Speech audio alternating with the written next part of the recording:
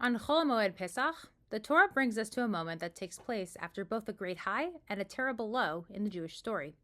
The Exodus has already happened. The sea had split. Freedom has begun.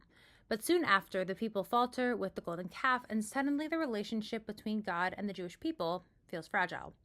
In that moment of uncertainty, Moses does something remarkable. He refuses to walk away from the relationship. Instead, he pushes closer. He asks God to remain with the people and to help him understand God's ways.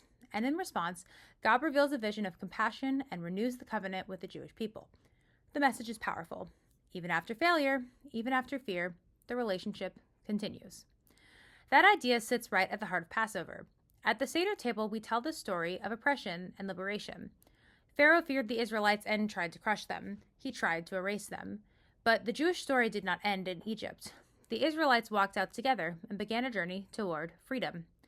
Of course, the challenges did not disappear after the Exodus. The road forward was complicated. There were moments of doubt, fear, and uncertainty. In some ways, that feels familiar today.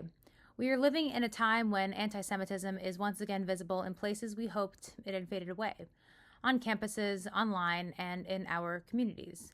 It can feel unsettling to see hatred reappear in the world. But our Torah reading during Pesach reminds us of something essential about the Jewish story. There have always been voices that have tried to diminish the Jewish people. And yet, we are still here.